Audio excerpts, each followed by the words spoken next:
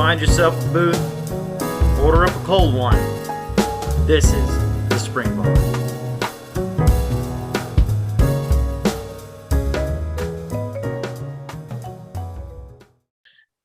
Hey everybody, welcome to the Spring Bar. Glad to have you here. I am Florida Mike, sitting with my co-host, who is on location today, Joe in the OC. Actually, you're not in the OC, you're Joe somewhere in the country. Joe on vacation. Joe on vacation. How's it going? Apparently, when you're not in California, there's this thing. It's new, like water, like a shower. Comes from the sky. From the sky. It's Did you know that? bizarre. Have you experienced this? You know what I'm talking about?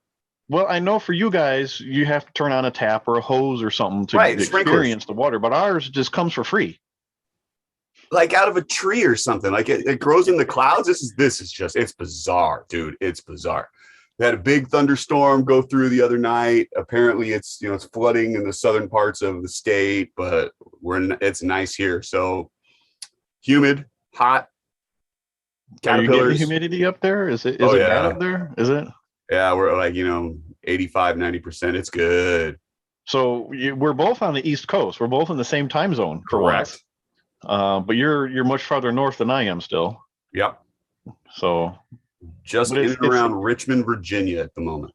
I will say it's been nice because usually I wake up and I start my day, and about 10 o'clock is when you text me in the morning, because that's 7 o'clock for you on a normal day. But it's nice because now we can start early in the morning. We have an extra 3 hours to waste time with each other. So it's been good for me. I've been enjoying this. I'll be sad when you have to go back home too, because that'll go back to the regular 10 a.m. grumpy, I haven't had my tea messages.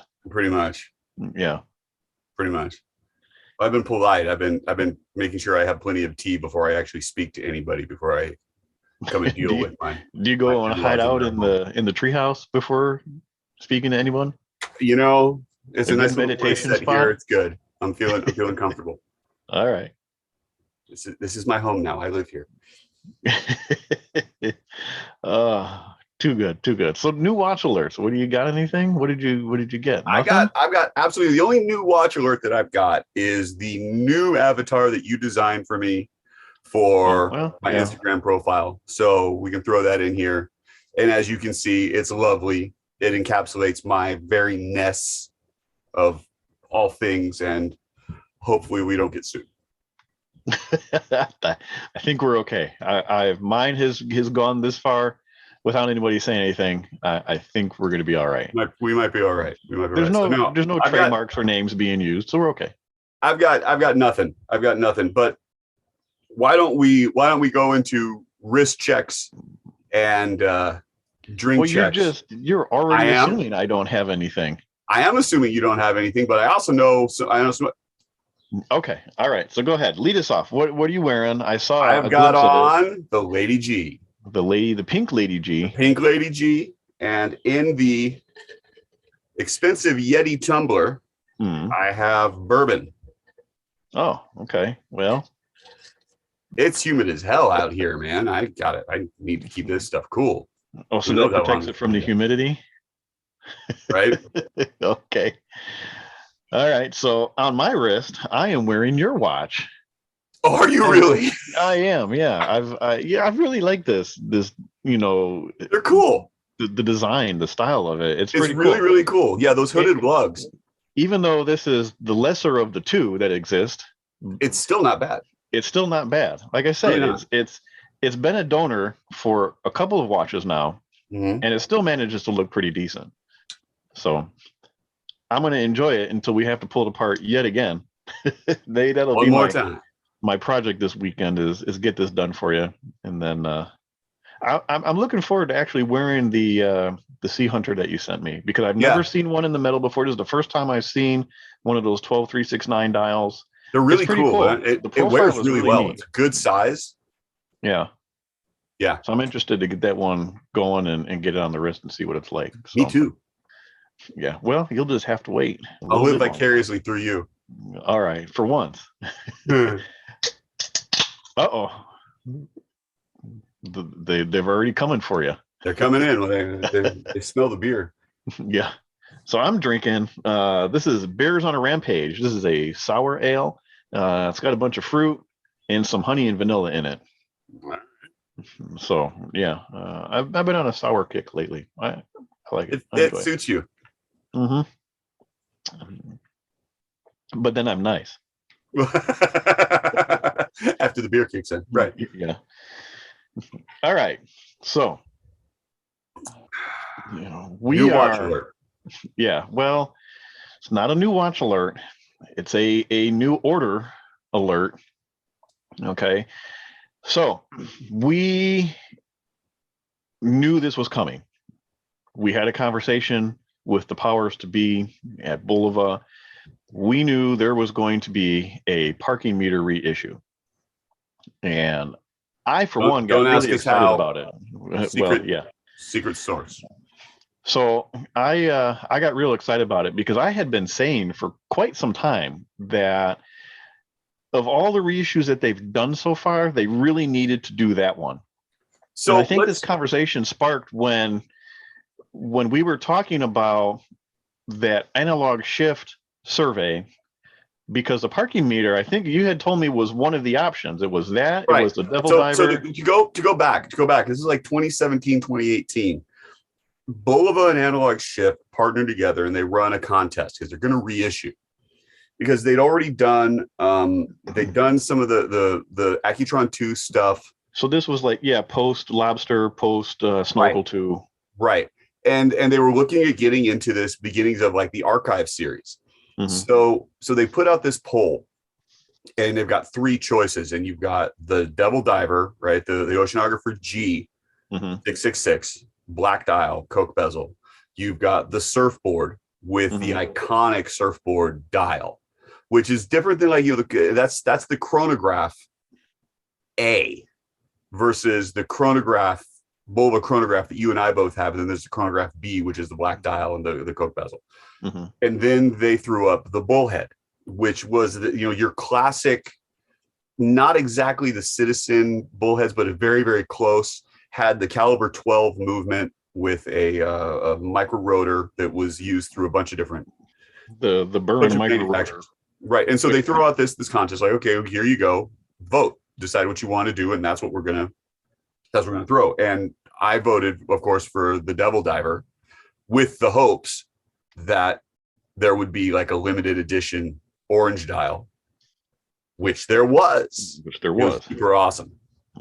Which came before any of those were made, right? Or did it come out at the same time as the Oceanographer styled one? It dropped at the same time. So it came out at the same time. It was the same thing. And they did a limited edition through Analog Shift of the orange, and then they did a general release, and that's where I got mine. Okay. So and then naturally the next thing that comes out through the archive series was a surfboard, which you and I both have. And then after that is now the bullhead.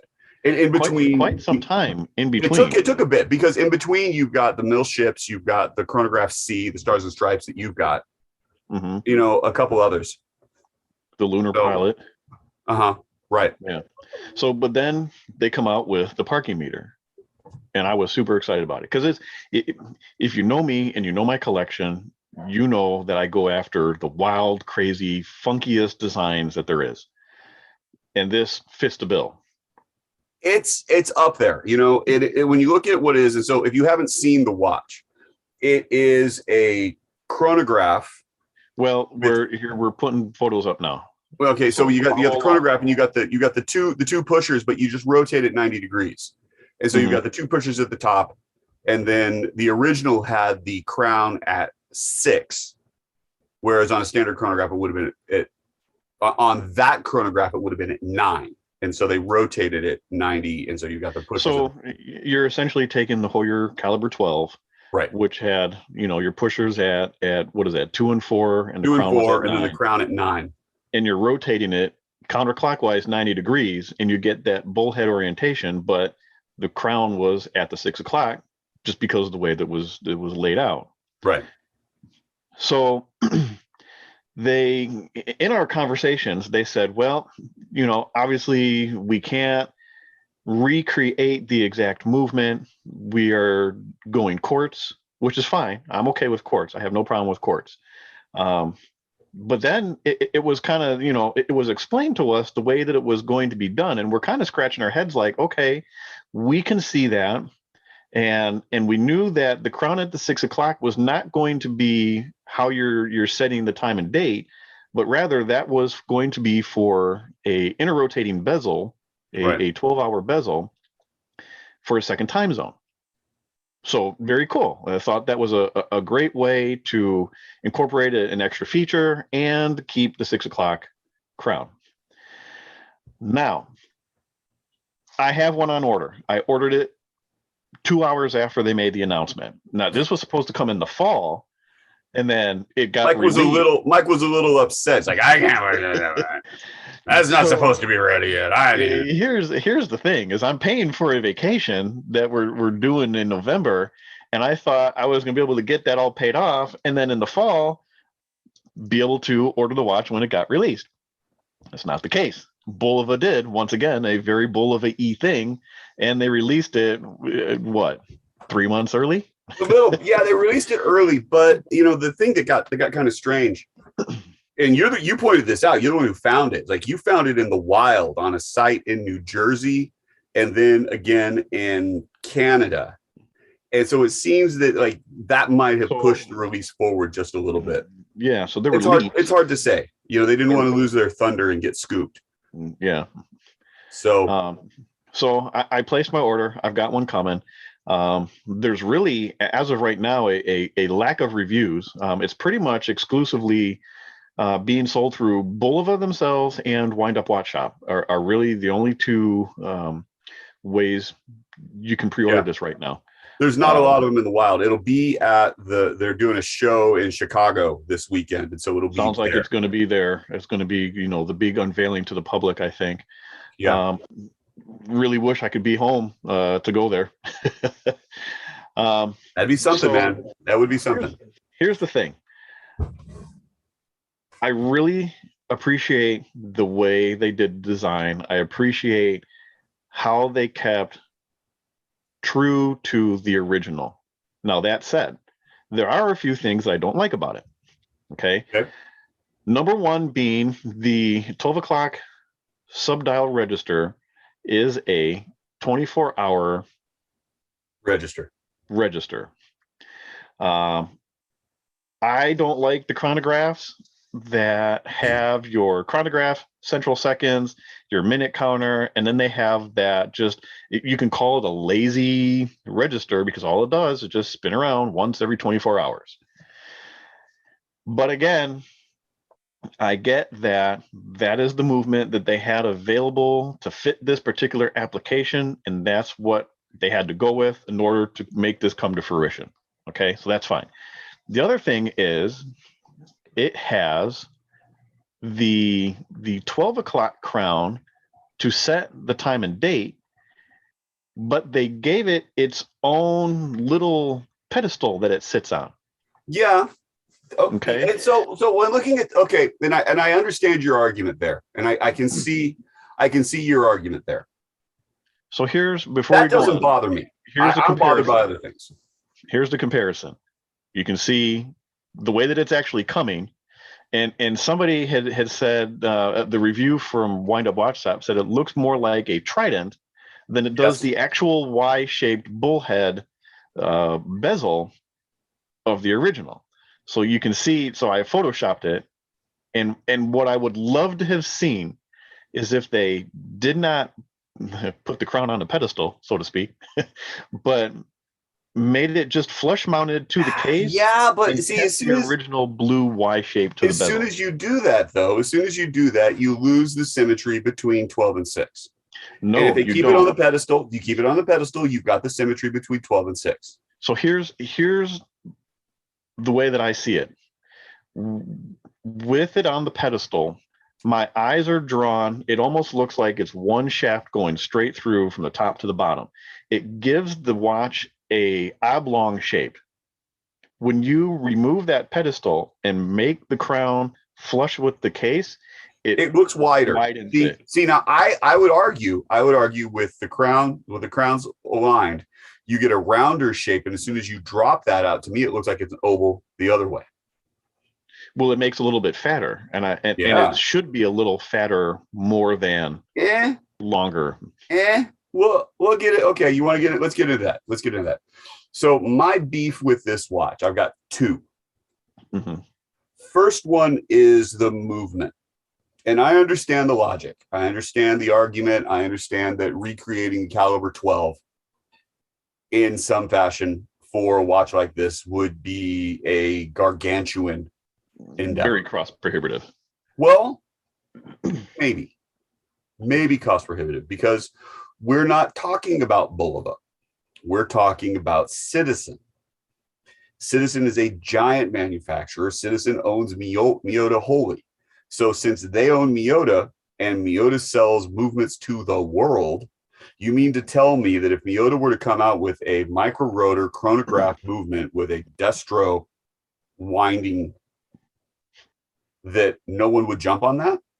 Yeah, but then in this era of retro design, seriously, how many other companies would either had a design that would already accommodate that movement, or B, be willing to create a watch? Well, this is where it comes together, because part of the you're essentially you're creating a movement for a very small market. Well, perhaps just to appease those that want a mechanical movement. Hang on, because in my I believe it's a chronograph module that was on there. So even with that being said, like, you could still get away with that. And if you were to create that movement, yes, it would be relatively niche, but I don't know that's necessarily a horrible thing. The days of putting chronograph modules on an existing movement are pretty gone. I mean, if you're going to design a movement, you're designing it as a whole. We could make this argument, but it still comes down to the fact that this is something that Miyota could have done, and it still probably could have been profitable with. That's part one. I understand why the choices were made the way that they were. Okay. And I agree with them, particularly when you're looking at trying to get this watch in at a price point. I mean, we're looking at MSRP of $549. So it's $595. Okay, $595. And then if you buy it through Bulova.com and you sign up for this stuff, you get 10% off. Nope. So there's deals to be had. You don't even get a percentage, because it's a new release and a limited edition. It doesn't apply to your discounts. Never mind. You don't get 10% off. I tried. You're screwed. It doesn't work. Okay. So regardless of how you go, so they're trying to hit a price point. If they would have done a mechanical movement, that watch would have been in the $2,000 range, probably higher. Probably $2,500 at least.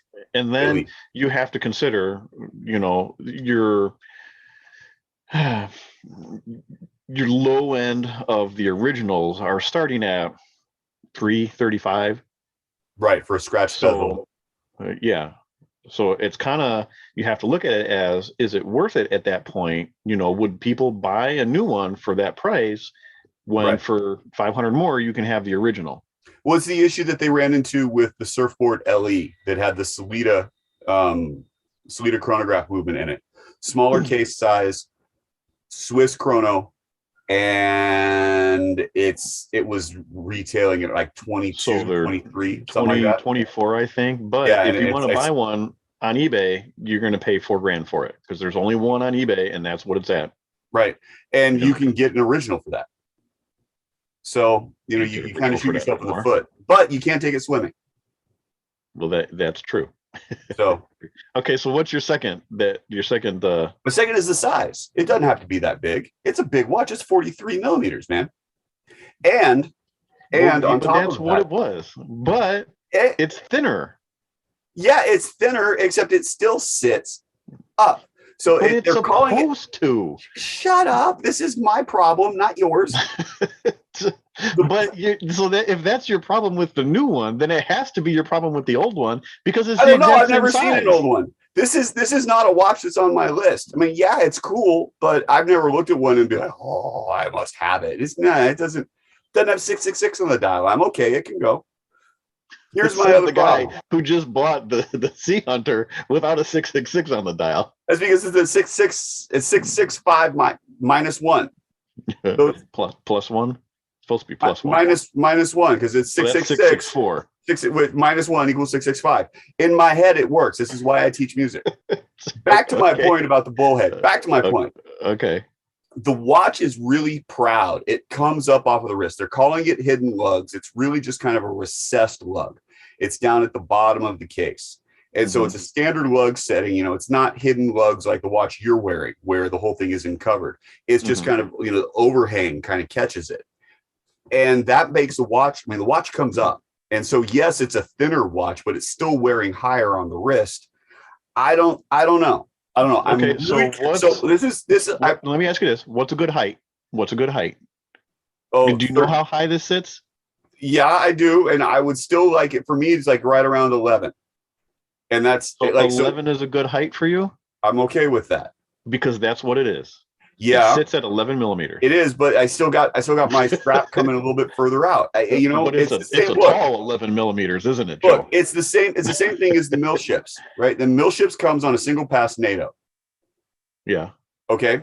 And it sits up really high, and then you've got the dome crystal that comes on top of it. You drop all of that down, you put it on a 2-piece NATO strap, and that watch is majorly tolerable. It doesn't bother me nearly in the slightest. It fits a whole lot better. It wears a whole lot better. So this watch being that tall, I don't know. I am curious to see after you get it, and you put a couple dings in it, then you send it my way, and maybe I'll change my mind. Put a couple dings in it. You're really dreaming there. You know what? If you send it to me, I just might. Yeah, no. Remember when Casey wanted to borrow my surfboard, and I said, listen, this is a birthday watch. It's an heirloom piece. Are you willing to accept that responsibility? His immediate response was, don't bother. Right. Then I'm more than happy to send him mine. So anyway. So here's the thing. It's supposed to be big. The original is big. It's just like the Stars and Stripes. The Stars and Stripes is big. Done. So, managed. And that's the thing, though, is they are doing better with each release. They're doing better at keeping the dimensions where they should be. They're getting better. They're not great yet. So they're look getting at better. The Oceanographer is 44 millimeters. Yes. The Orange LE was what? What did it come at? 41? 39. Well, it came in at 39. Okay, so perfect. Right. So exactly.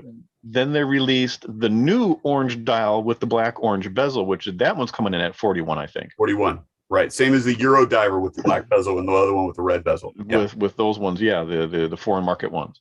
Yeah. Then they come out with the mill ships, identical dimensions. They kept it true to what it should be. True to then spec. They came out with no, mill ships is still a little bit tall because they've got an automatic where it was a hand wound before. Okay, I'll give you that. Right. So, but otherwise the dimensions are exact. Yes. Otherwise, yeah. And then they came out with the one that nobody wants to talk about or nobody is talking about, but the American Girl K, which is such a good piece. It's so good. Here's the thing. Have you checked out the bracelet on that? Like looking at the profile of the bracelet where it looks like exact dimensions. Yeah. And now they're coming out with the parking meter, which is okay, maybe not exact because it's thinner, but they are keeping it as true as they possibly can.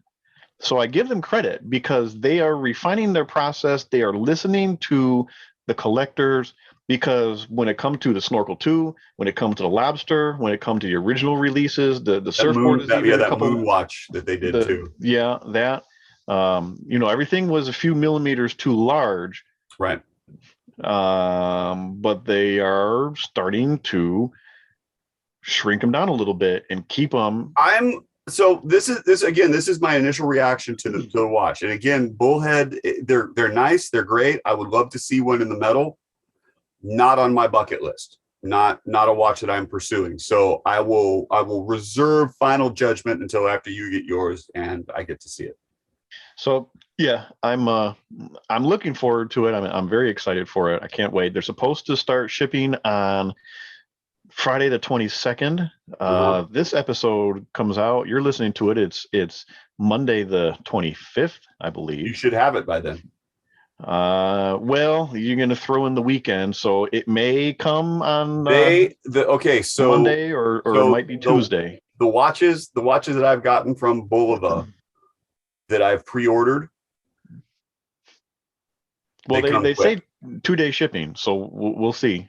They come quick. Like I ordered my Devil Diver LE not through Bulova but through an AD, and it arrived to the AD on the day that it was released. So it was drop shipped from Bulova early to get there at that time, and then they shipped it to me like 2-day air. So I had it that weekend. I also wonder, because there's been no talk about and there's been no photos of the packaging, and typically their LEs come in some sort of a extra special little bit let's of above talk. and Okay, let's beyond talk type about packaging. that. Let's talk about this because they're calling this an LE, and it's 5,000 pieces. Which, so here's the thing about that, and I get that, and you know, and there's the argument: what is a limited edition? What's the number, right? I think 5,000 is a little high for a limited edition. I would buy that. But here's the thing: with their past releases that they've done LEs in, okay, so the surfboard, the oceanographer. What else did they do LEs in? Mill Ships was Mill LE of Ships. 1,000, and the Lunar Pilot had that LE in titanium. So they all came with, the LEs came with a cheaper counterpart to offset the demand for the LE, because more people are going to spend less money for the same watch, essentially, right? So without having a companion release to go with this is the only one they're doing. There's only 5,000 of them. There's not going to be a regular market release. I get it. But my point is when you go back to like the original releases, I think about the Oceanographer V in particular, which is the orange dial that my limited edition was copied off of. Mm-hmm. I don't think there could have been more than $5,000 of those made. I bet it was less. It was made for one model year. I don't see them, and so it's you're talking the original or the reissue? The original. Okay. Because the limited edition was 606 pieces, and it took about 4 years for those to sell out on Bulova.com. So the allotments went out, and then they had some extras. It took them a bit. You had the red and black G variant, which was by far cheaper. Oh, without question. But if you're looking for, the LE thing in the original, and the packaging for that was killer because it didn't come in your standard Bulova box. It's a bright orange box. It's got the LE kind of plaquing that goes on the inside. There's some really cool options that happen there. Yeah, and the surfboard release came in a nice same like thing. a wooden, what was it, like a bamboo style box, and you open and then the Mill Ships LE with that with the helmet, diving helm. So there's a lot to go with it. I'm curious what they do with the boxing because it seems that they've really upped their packaging game too, so, like the Sinatra stuff and the Frank Lloyd Wright stuff. I think I got a little hint of it because Wind Up Watch Shop released 2 reviews, sort of. One was their 1 minute little short, and then they had a 9-minute review of it. There is a photo on the thumbnail when you go click on the YouTube video where the watch is sitting on what appears to be a microfiber cloth that looks like it's a street map or a subway map of sorts. So I wonder if that is going to come in the box, and the box is going to be kind of like a hard to say because I don't understand styled. I don't understand why you'd have a subway map of a parking meter. Well, okay, so a street map, whatever. I said street map. It's a subway map. I know what subway maps look like. Anyway. Okay. Anyways, wouldn't it be awesome if it came in a parking meter? You pop the top of that open and there it sat. No, because you got to put a quarter in before you can get it out. It'd be like a gumball machine. Oh man, that's. So we'll see. You better believe it though. As soon as I got it on the wrist, there will be a lot of pictures. No, I'm waiting for it. I can't wait. I But really can't wait. I'm happy for you, and I'm eager to see what your impressions are. yeah, with things that are, that I wish were different on it, I'm in love with it. I'm glad they did it. I can't wait. And being that I ordered it within the first 2 hours of it being released, I wonder what number I get. How low is going to be. Good question. Good question. But then you get a problem, right? Because when I got I was contemplating getting a limited edition mill ships, but I wanted to see if I could get the same number as my limited edition Well, see, double that's the diver, thing. and I couldn't get a guarantee. Do they have all 5,000 sitting there and they're just pulling, or are they just making these as the orders go? I don't know. So I don't know. I'm curious. That's also. I don't know. Yeah. All right. So moving on, Joe. Moving on. So what are we talking today? What do we got on tap? I knew going into this that I was going to be going on vacation, and there was a question of like, okay, what do you do for watches? But then I thought about our absent co-host, KC, who has been on, you could call it a vacation. I don't think he's calling it a vacation. He's not calling it a vacation, but he has been away, and he's been away for a little while. He's got a 5-month training. And so I asked him, like, hey, could you do a real quick little video for us of the watches that you brought with you? Because you're going to be encountering a variety of different scenario, and you want to be prepared. And so he did, and here it is. Hey, what's up, guys? It's Minuteman, aka KC from the Spring Bar Podcast, and I was asked to do a quick rundown of the watches that I brought with me on vacation. Well, not really on vacation, because vacations are supposed to be fun, and I'm hating my life right now. But I figured it'd be a fun break, and I'm happy that my buddy Joe asked me to do this, because I have been feeling a little down, because I miss my family. It's 4th of July, I wasn't able to go home, yada yada yada, sob story, suck it up, sap her up, and move on. So, I've got my watches that I brought with me to Engineer Officer Basic. So, over here are the ones that I brought originally. Here are the two that I just added because I'm an addict. Don't tell my wife that I just added these because she thinks I'm off the stuff. We'll go from right to left. So here I got my Casio DW, I think 5600. This is the one I've had since I've gotten into the military, and it's been with me thick and thin through all the crazy fun adventures I've had, and even the shitty ones. So this guy's with me. That's a natural must.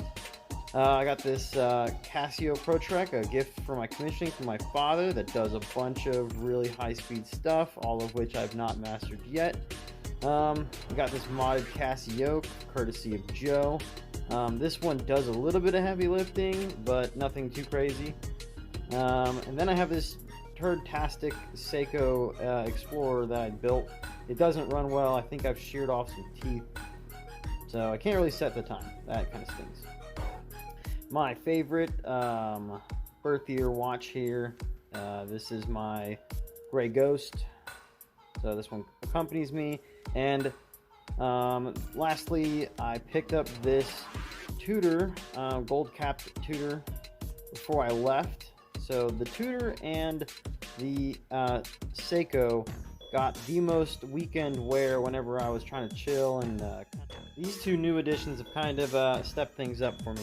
I've got my awesome Bulova hack watch that I picked up recently. This is the Watchmakers Initiative edition, so it's got that really cool artwork on the back. And then here I've got my brand new Speed Sonic. This is like watch number 6 of the 7 permanent rotation pieces I'm trying to put together. This is going to be my Bulova. I mean, my buddies on the podcast, they both have really cool Bulova chronographs, and it was just really tough to find one at a reasonable price like those two had. And so you can normally pick those up for about $1,500 in the condition that they have. So when I saw this thing for about that much, I jumped on it because it does have a Bulova Accutron movement in it. and it's part of my beloved Speedmaster range. So, I mean, freaking, I love this thing so much. So this one gets the most. Actually, I've been wearing at 2 class. So as long as I'm not doing anything crazy out in the field, I'm wearing this. And then, as long as I don't have to do anything like do a breach or really anything involving guns, like if I'm just, I don't know, doing mundane stuff, then I wear that. But again, if I gotta go play around with explosives and guns, this is the thing that goes with me. But yeah, I hope you guys enjoyed, and I know it was a little steam release for me. All right, so you can see that he has brought duty pieces, he has brought collector's pieces, and then because, you know, he's a watch guy, he's bought some new ones. And it's not like I'm going to be necessarily buying one on vacation, although I am looking. And if something shows up, I may purchase it. But it brought me into this idea. It's like, what is like for watch guys and gals, you are not bringing one time piece. Typically not. You're going to bring a couple, and you're going to have a reason for it. So what are your criteria? What are you going to bring, and why are you going to bring it? That's the question. So I spend more time on my watch choices than I do on the clothes that I'm taking with me. I can pack very quickly, but it literally takes me hours to decide what I'm. I went back and forth, and I knew. Yeah. And there's certain watches that I'll wear with certain things, but very, very important choices had to be made. So my criteria, as we go into this, watch needs to be rugged, right? And there's a reasoning behind this specifically, right? It can't be vintage. Vintage won't work because I need this sucker to be. I don't want to worry about it, and I don't want to. You know, if I get to go paragliding, or if I'm going to be rescuing ducks, or I'm going to be building a deck, or chasing bulls, whatever the options are that present themselves to me, I want my watch to be able to handle it, right? Second, watch needs to be waterproof without question, because what kind of vacation have you gone on if you aren't near water or frozen water? This is not a vacation. Okay. True. 3, the watch needs to be versatile, because you've got a set amount of clothing. It's not like you're going to go be buying stuff just to match your watch, although maybe you are. I know that I would be. So I want the watch to go with pretty much anything that I bring. Now, your next two, I'm going to stop you real quick. I find actually quite interesting your criteria. Okay. So go ahead. I'll just leave it at that. All right. So replaceable. The watch needs to be replaceable. I just find that funny. Why do you find that funny? Well, because it's true, and it's one that I've never really thought of before. What happens if you lose your watch on vacation?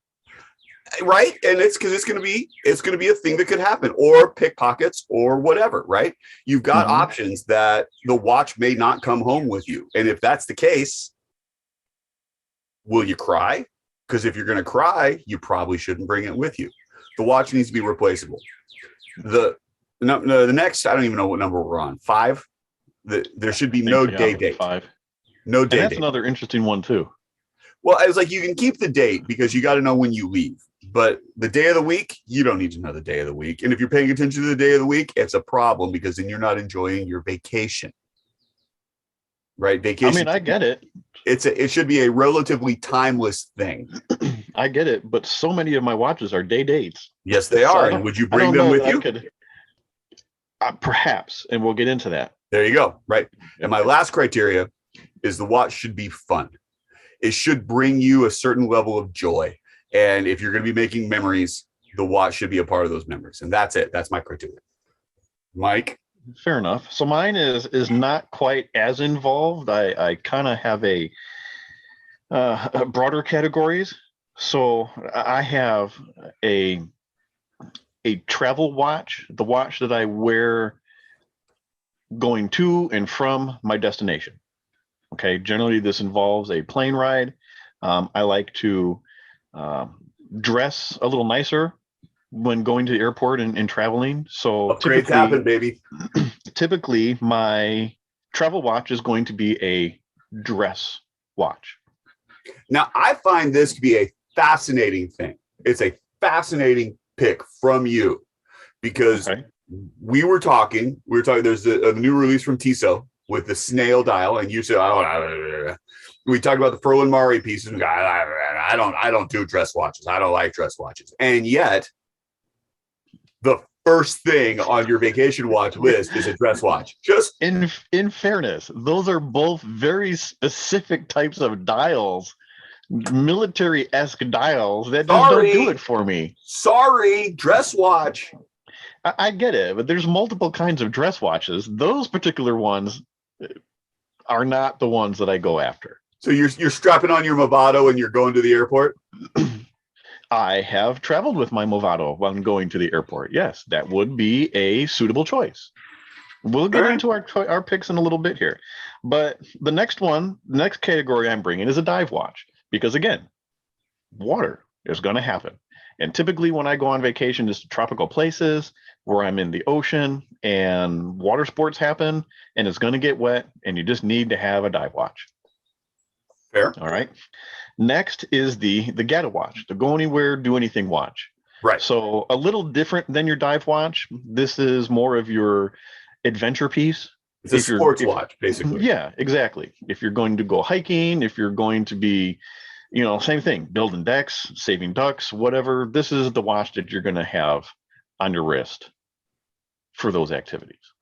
Okay. Last but not least, I get it. Last but not least is the lounge watch. So it's the watch that I'm not going diving with, I'm not taking on an adventure, but when I'm just relaxing either at the hotel or at the house or wherever we're at, perhaps even if we're going out to a dinner that's not dressy, but I don't want to wear the dress watch, it's just the loungy, just throw on to relax type of piece. All right. So with that in mind, let me ask you this. This is a sartorial choice. How often on vacation do you change your watch? Twice a day. Really? Mm-hmm. Because I put mine on and I'm good to go. No, I'll change it routinely. Even at home, I'll change my watch at least twice a day, if not more on the weekends. No kidding. Yeah. I'm kind of unless I am changing my outfit entirely, I'm a one watch, one day kind of guy. I don't flip it around all that much, hardly at all. I've tried to do that. It gives me anxiety. Whatever floats your boat, man. So the longest period of time that I wear a watch is the 8 hours that I'm at work. And that's only because I don't bring anything else with me to change into. All right. So my choice. So let me ask you this. All your criteria. Yeah. How many watches does that translate into? Because obviously mine's very clearly 4 pieces. So does yours vary, or do you have a specific number that you carry that meets that requirement? No. I did not bring that many watches. I brought 4. Okay, so we're traveling with 4. Right. And so the watches that I've got, though, they fit into that criteria in a variety of different ways, right? None of them got a date. That's what I'm saying is, so you can have a watch that meets 2 or more criteria. Multiple, right. None of my watches have a date. Well, that's not exactly right. I think that the one that you're wearing comes pretty close. It does, but I never use it that way. Like I've never thought of this as a date watch. They're all the watches I brought are versatile. All the watches I brought are waterproof. All the watches are rugged. All of them are replaceable. Well, officer, I never thought of myself as speeding. Doesn't matter if you think of it or not. It still is a date on your wrist. Okay, you've got one. How often do you check the date on it? Did you even know that it was there? Okay. Yeah, I knew it was there. Listen, you didn't even know how to work the world time function on it. No, I don't need to know how to work the world time function on it. This is a hammer and nails watch, man. It's a Casio G-Shock. Come on.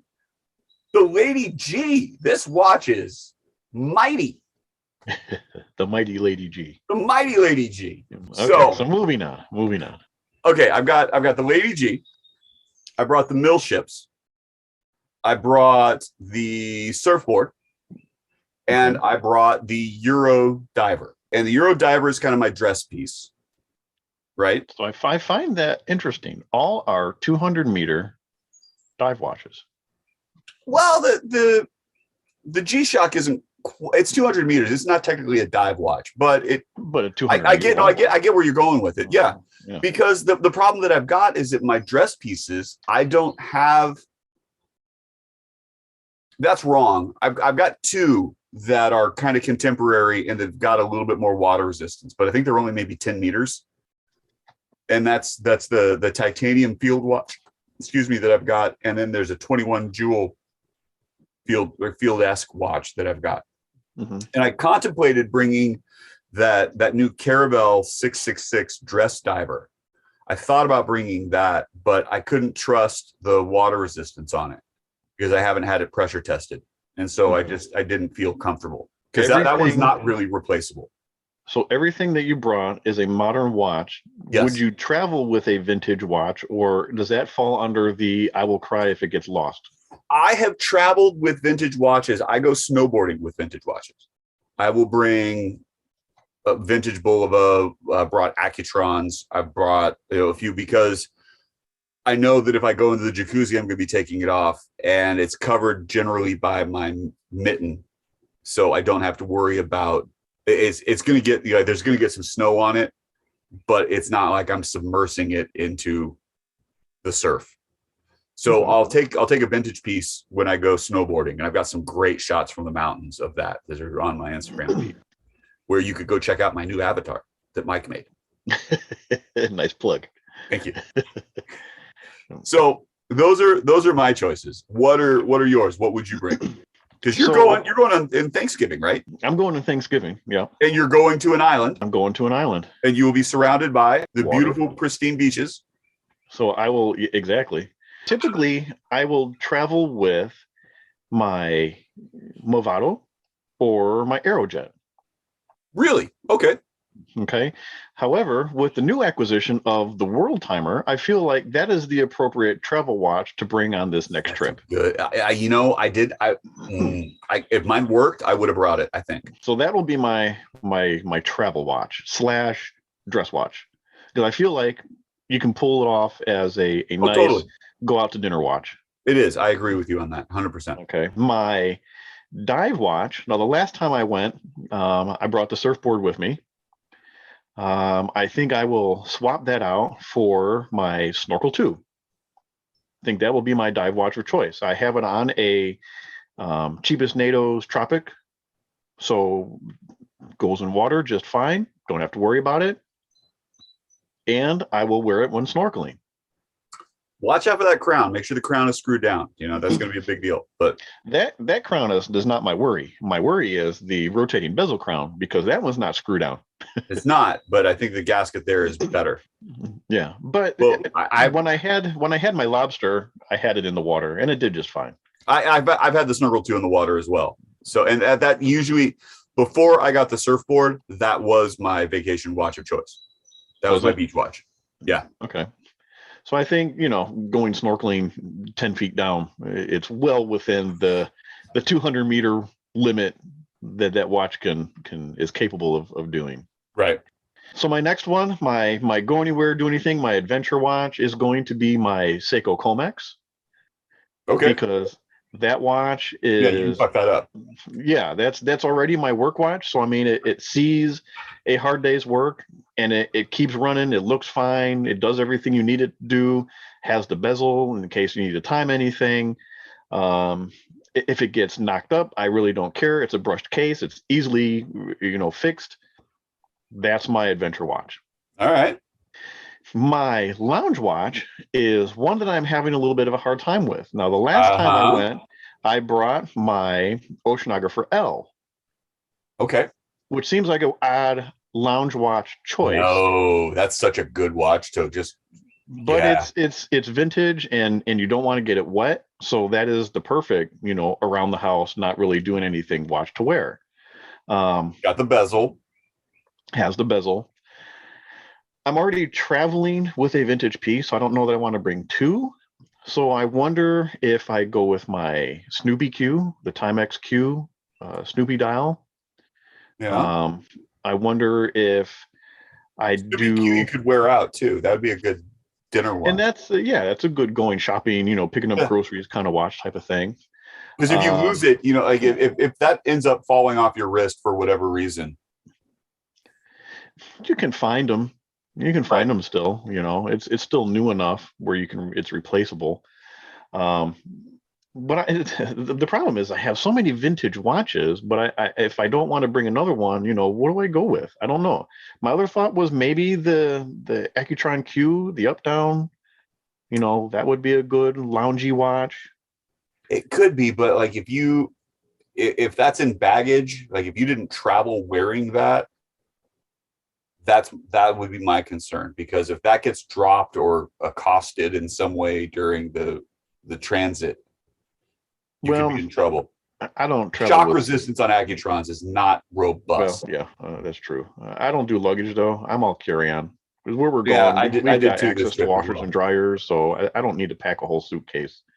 Right. So I mean, everything stays. And in fact, my watches will go in my backpack, so that stays with me at all times. Yeah, I did the same thing. All my stuff was carry on. Yeah, I agree with you on that.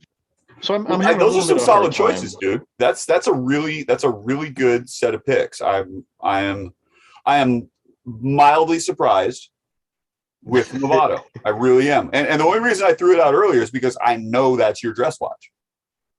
But why does that surprise you? Because you are not Mr. Dress Watch. You are anti-dress watch. I only have a couple. I know. That's why I like it. It's not that I'm anti-dress watch, but I mean, how often do I wear my Movado?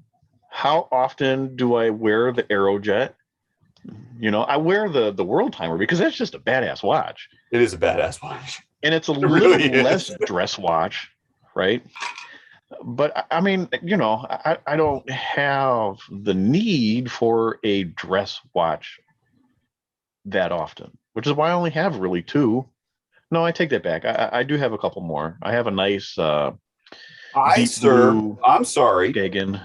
I'm sorry, but I will go out on a limb and say that your entire Jetstar collection could qualify. Not even close. As dress pieces. No. Yes, sir. No way. I will. Listen. Okay. So one of my friends is getting married next month, and I'm in the wedding party. I will not be wearing my Jetstar Stars and Stripes with my black suit because it doesn't go. No, but you should be wearing your gray dial because that will go. And if you've got anything that's going to be gold on the wedding, you could wear either one of the gold ones and you'd be just fine. You could also wear the blue dial. I can wear the gold case mustard nozzle crust dial. That's an appropriate wedding watch? No, the other one. No. The other one? Well, that one could be. Okay, I'll give you that one's a dress style watch. Uh-huh. But the D with the blue bezel on it and blue dial. That's not a dress watch. It could totally be a dress watch. It's a giant stainless steel cube. Yeah. It look great under the cuff. Your definition of what is dress and what is not is very askew, my friend. The Jetstars, by the way, were marketed as watches for the adventurous man. Not the man who's going to cocktails. Obviously, we don't drink the same kind of cocktails now, do we? I had something the other day that was clear alcohol, jalapeno peppers, and club soda. And it was spectacular. That sounds good. It was spectacular. It was refreshing. My wife even liked it, and she won't touch spicy. She doesn't even, no black pepper. I can't cook with black pepper. Really? Oh, I feel bad for you. It's rough. We're in a gluten-free keto household with no black pepper. It's hard, dude. It's hard. So let me ask you this: if we're on the dress watch topic, if you're going out to a nice dinner, what are you wearing based upon the 4 watches you brought with you? On the watches that I brought with me, I am wearing the Euro diver. Black on black. Black on black with a bracelet. Because it's the dressier of them. Like the Mill Ships is big and I've got a compass on it. The surfboard's got a orange elastic strap, and the G-Shock is pink. So it kind of depends on where we're going. If we're clubbing, G-Shock. If we got a place, if I got to put a napkin in my lap, Eurodiver. Eurodiver. Hot dogs are involved, surfboard. There's a pool party, mill ships. Depends. Okay. And if it's gonna be all of the above, G-Shock. Fair enough. I can open bottles with the G-Shock. That's all that matters. Have you tried? Not yet. I'm gonna need to though. See, this is the thing. I've been drinking a lot of bourbon. I need to go get another bottle. We've been here 4 days. Oh, and I got fine. It's what you're supposed to do on vacation. It is, but I got it on day 2, so I'm a little worried about the rest of my week. So, after we're done recording, I know what you're doing then. I'm gonna go get more bourbon because I'm not driving anywhere. Apparently, they deliver here though, so there's hope. You're literally in the country. How far are you from civilization right now? Oh, it's not far, but it's like a country mile. So I go walking, and I walk like 2 miles, and I didn't hit a 7-Eleven or nothing other than country roads with no sidewalks, by the way. So I've been waving at people and jumping into the shrubs. It's fun. It's nice. I'm getting a lot of good coverage in. Anything else to add? You know what? I think we're at last call, sir. What do you got? I don't really have a last call. I don't have anything interesting to say today. It's a first. You heard it here, ladies and gentlemen. Get out of here. Mike is going to shut up. Of the two of us, you are the one that talks far more than I do. Okay. That's a good poll. We should put that out. I think my last call. Last call is the handset discussion. Wait. Yeah, I was going to say, do you want to talk about that real quick? I do. Bring it up. What do you got? Okay. Let me. Mike has all the metrics, and I don't know I haven't seen what the results are. So, what was the first one that we did here? Was the Mercedes Snowflake. Snowflake won 75%. Really? Over the Mercedes? I love Mercedes, that. Yep. The next one was the cigarette versus matchstick. Uh-huh. Cigarette won 75%. No way. Really? Okay. Really. Okay. I'm just going to start going down the line here. Lollipop versus Pylon. You'll be pleased to know Lollipop came in 68% of the vote. I'm not surprised by that, though, to be honest. I'm really not. Really? I'm really not. No, I'm really not. Okay. Lollipop, you see it. You never see the Pylon hand advertised. You see the Lollipop hand advertised more. So it's a selling point. That's all I'm saying. It's because it's boring and generic. Okay. A triangle is much better.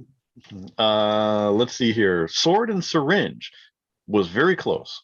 Yeah. Syringe won 55%. No kidding. Yep. So that was a pretty even race. It was 12 votes to 10. Huh. Okay. Then we have Broad Arrow versus Calypso. Calypso pulled ahead 62%. No kidding. Really?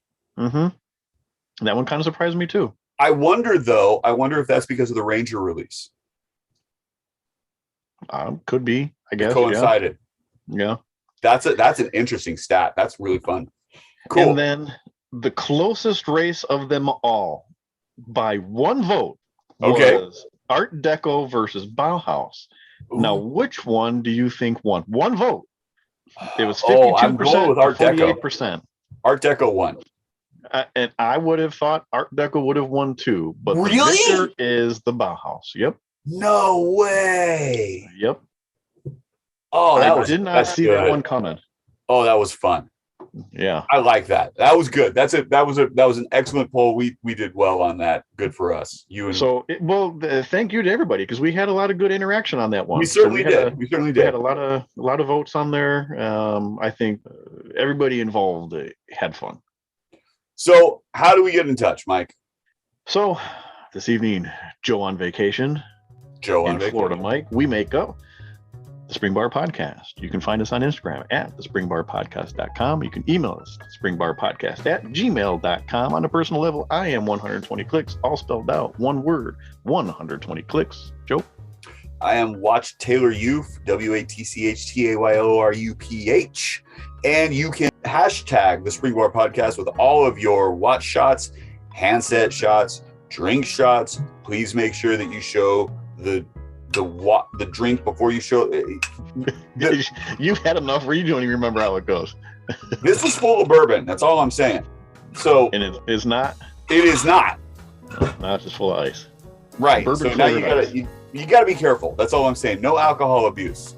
Yeah. Just be gentle, be genial, and have fun, and be responsible. Okay. All right, Joe. Vacation. Hey, I hope you enjoy the rest of your time there. Be careful climbing out of that treehouse. There's a slide. I'll be good. Oh, all right. All right then. Till next time. Till next time. Cheers. Cheers.